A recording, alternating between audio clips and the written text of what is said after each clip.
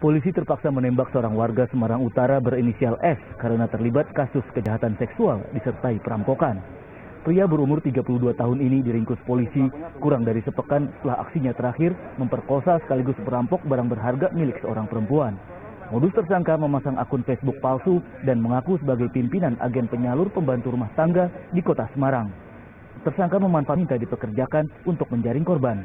Jadi modus yang dilakukan oleh tersangka S ini dengan mengajak berkenalan lewat akun Facebook, ya, dengan menawarkan pekerjaan, bisa menyalurkan pekerjaan kepada korban. Akhirnya korban tertarik, akhirnya mereka bertemu, kemudian terjadilah aksi pencurian kekerasan yang disertai pemerkosaan oleh tersangka S terhadap korban saudari SK. Penangkapan tersangka berlangsung saat bersembunyi di rumah rekannya di Karawang, Jawa Barat. Dari pemeriksaan, pelaku ternyata juga pernah melakukan tindakan bejat serupa terhadap 3 perempuan lain di kota Semarang. Agus Hermanto melaporkan dari kota Semarang. Satuan Lalu Lintas Polres Grobogan memasang puluhan pamflet pengaduan kecelakaan di sejumlah tempat. Harapannya masyarakat bisa langsung melapor jika terjadi peristiwa kecelakaan sehingga korban cepat tertolong. Ya, unit laka Satlantas Polres Grobogan memasang 90 pamflet berisi nomor call center dan akun media Satlantas Polres Grobogan. Pemasangan dilakukan di sejumlah tempat keramaian. Harapannya masyarakat bisa langsung melapor jika terjadi peristiwa kecelakaan sehingga korban cepat tertolong. Ada penyebaran pamflet terkait nomor telepon call center bila mana ada pengaduan kecelakaan lalu lintas, di mana dari masyarakat sendiri bisa melaporkan melalui call center yang sudah kita cantumkan. Nah, di sini tertera nomor telepon maupun dari media sosial kita Satlantas Polres Grobogan di Instagram. Masyarakat bisa melaporkan segala sesuatu terkait kejadian kecelakaan yang ada di Kabupaten Grobogan. Tujuannya adalah quick response time. Jadi di sini ketanggap segeraan dari kita untuk menerima suatu laporan. Dewan Perwakilan Rakyat Daerah Kabupaten Semarang mendesak pemerintah Kabupaten Semarang segera menindak tegas sejumlah tempat karaoke di Bandungan. Para pemilik usaha di kawasan wisata tersebut diduga melanggar izin. Desakan tindakan tegas terhadap beberapa tempat karaoke di Bandungan, Kabupaten Semarang mengalir dari Ketua DPRD Kabupaten Semarang, Bondan Maruto Hening. Para pemilik usaha di kawasan wisata tersebut diduga melanggar izin. Pemerintah kabupaten dianggap terkesan membiarkan praktik pelanggaran tumbuh subur di Bandungan. Seleksi calon pegawai negeri sipil atau CPNS 2020 tingkat kota Salatiga resmi dimulai sejak Senin pagi 3 Februari. Pada hari pertama diikuti 800 peserta untuk 4 sesi ujian dengan sistem CAT alias Computer Assisted Test. 2.360 orang mengikuti seleksi calon pegawai negeri sipil atau CPNS tahun 2020 tingkat kota Salatiga untuk memperebutkan 237 formasi yang tersedia. Tes selama 3 hari mulai 3 Februari sampai 5 Februari mendatang di area kantor Wali Kota Salatiga. Pada hari pertama diikuti 800 peserta untuk 4 sesi ujian dengan sistem CAT alias Computer Assisted Test. Setiap sesi maksimal diikuti 200 peserta. Pemerintah Kota Salatiga masih membutuhkan ratusan tenaga di bidang kesehatan, pendidikan, serta teknis. Dari hasil pantauan kami dengan teman-teman Forkompinda, dengan Pansel Daerah, Pak Sek, Pak Kepala BKD Glada, dari awal sejak masuk pendaftaran, kemudian ruang tunggu di prioritas ruang tunggu, kelihatannya saya lihat sudah dilakukan secara baik dan ini dilaksanakan secara transparan karena memakai CAT, Computer Assisted Test. Ini adalah bagian dari reformasi birokrasi, keterbukaan, transparansi. Kesulitan di manajemen waktu. Ya. Tadi ada yang TKP, terus ada TIU sama TWK. Itu tentang kebangsaan, terus ada kepribadian sama intelijensi. pelaksanaan tes CPNS ini mendapatkan pendampingan dari Badan Kepegawaian Negara. Yulianto melaporkan dari Salatiga. Sementara itu, ratusan pegawai menerima surat keputusan pengangkatan pegawai negeri sipil di Pendopo Kabupaten Grobogan pada Senin pagi. Sebelum diangkat, para pegawai ini menjalani masa percobaan selama setahun dengan gaji 80%.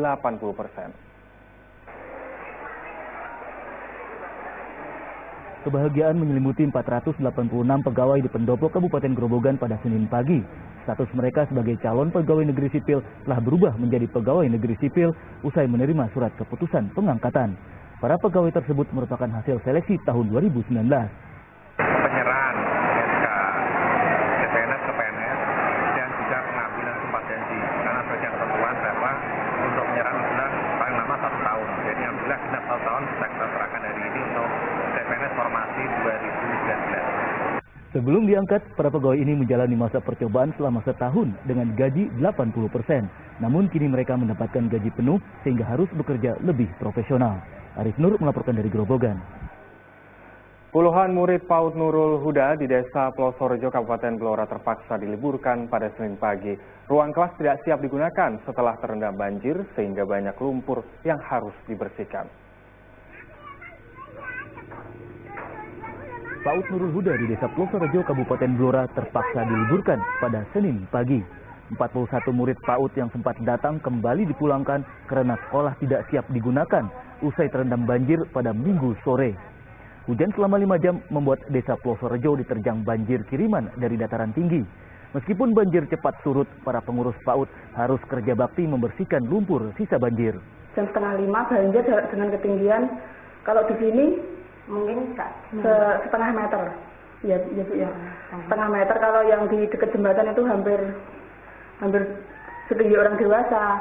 Jadinya ini kegiatan kita hari ini bersih-bersih dan anak-anak kami liburkan. Alhamdulillah buku-buku sudah ada di lemari, tapi ini ada kayaknya salon yang terendam sama APE dalam, APE luar kita bersihkan. Panjang Senin pagi hingga siang, sebagian warga Desa Plosorejo yang rumahnya terendam banjir kerja bakti membersihkan lumpur dibantu para anggota TNI. Ada 40 rumah warga yang terendam dengan ketinggian mencapai 70 cm sejak Minggu sore hingga malam hari. Arif Nur melaporkan dari Blora.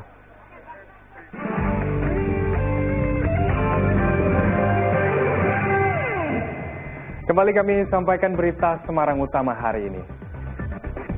Petugas Resmob Polrestabes Semarang meringkus seorang pelaku pemerkosaan disertai perampokan. Tes calon pegawai negeri sipil atau CPNS tahun 2020 tingkat Kota Salatiga resmi dimulai sejak 3 Februari hingga 5 Februari mendatang. Puluhan murid PAUD Nurul Huda di Desa Plosorejo, Kabupaten Blora terpaksa diliburkan karena ruang kelas tidak siap digunakan setelah terendam banjir.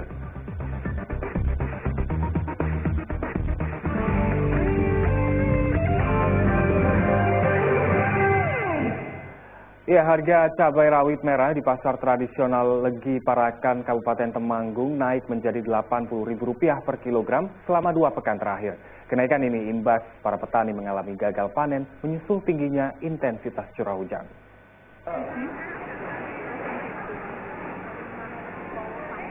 Sejak 2 pekan terakhir, harga cabai rawit merah di pasar tradisional Legi Parakan, Kabupaten Temanggung menembus Rp80.000 per kilogram dari sebelumnya Rp60.000 per kilogram. Kenaikan ini imbas para petani mengalami gagal panen menyusul tingginya intensitas curah hujan. Peningkatan harga cabai rawit merah berdampak pada turunnya omset para pedagang. Dari berapa sampai berapa sekarang? Tadinya 60, sekarang 80. Sudah berapa hari Bu mengalami kenaikan itu? Sudah lama, sudah setengah bulanan lah. Itu karena apa Bu? Nggak tahu. Apakah pasokannya gimana? Pasokannya kurang. Pasokannya kurang. Karena pasokannya kurang, nang pasaran Uranono. Untuk penjualannya gimana? Penjualannya ya angel, larangan, agak susah, kemahalan. Susahnya gimana? Ya susah, toh mau sosialis beli 1 on aja harus ngerokok kotek 10.000. 1 on. 1 on, nah masa akhir toh Mas. Kenaikan sudah berapa hari Bu? Pil pokoknya pil ngamuk ganu mari, tahun nang ganu itu tadi awet. Guna menghindari potensi kerugian semakin besar akibat kenaikan harga cabai, para pedagang lebih memilih menjual cabai dengan ukuran per ons seharga Rp10.000. Wahyu Diono melaporkan dari Temanggung. Usia pensiun kadang memicu penurunan kesehatan sebagian orang karena jarang beraktivitas. Namun, bagi puluhan pensiunan di Grobogan, mereka tetap giat beraktivitas dengan bersepeda sambil melakukan bakti sosial untuk menyehatkan jiwa dan raga.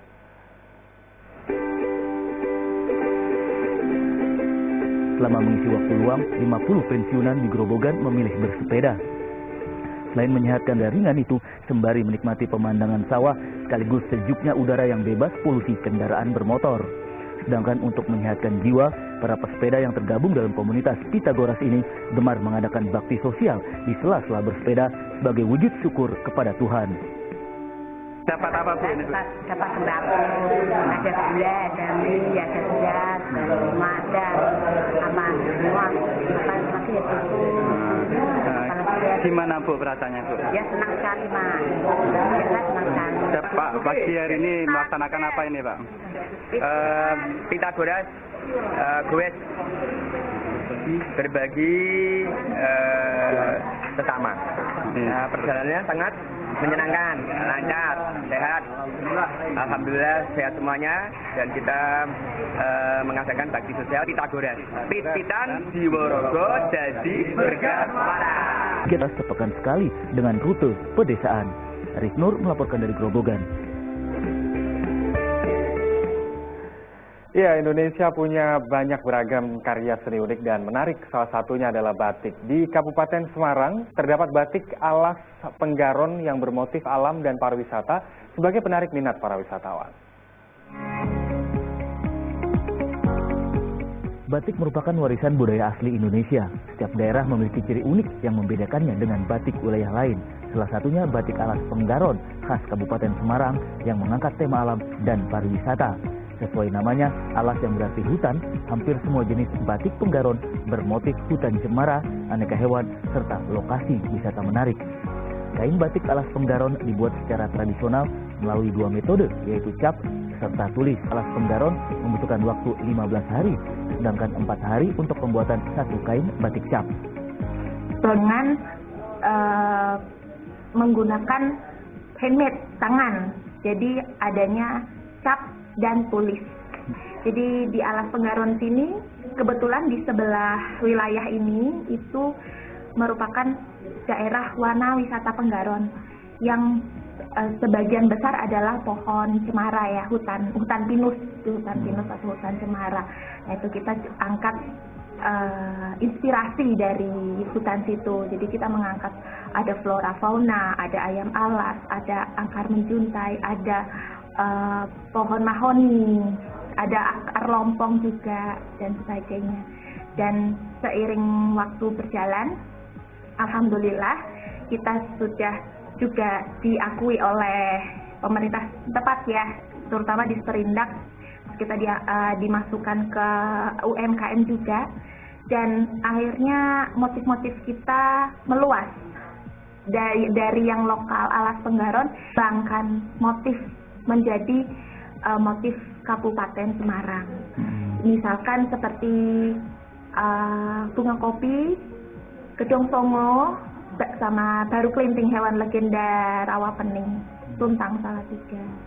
Di sini batiknya bagus, aku lebih suka sih karena kan beda, lebih coraknya lebih bertema alam, tumbuhan, ada yang 3 dimensi juga, ada yang candi, ada yang tempat wisata, harganya juga terjangkau, banyak batik tulisnya, dan saya suka kalau di sini.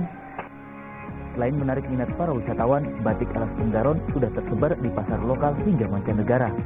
Untuk batik tulis alas Penggaron memiliki harga antara ratusan ribu rupiah hingga jutaan rupiah, tergantung motif dan jenis kain yang dipilih, mulai dari kain satin sampai sutra. Yulianto melaporkan dari Kabupaten Semarang. Kita ke informasi selanjutnya. Seorang polisi di Grobogan memilih pekerjaan sampingan sebagai kusir delman. Sejak 3 tahun silam, Aibtu Bianto melakoni kusir delman mulai sore hingga malam tanpa mengganggu jadwal tugas kepolisian.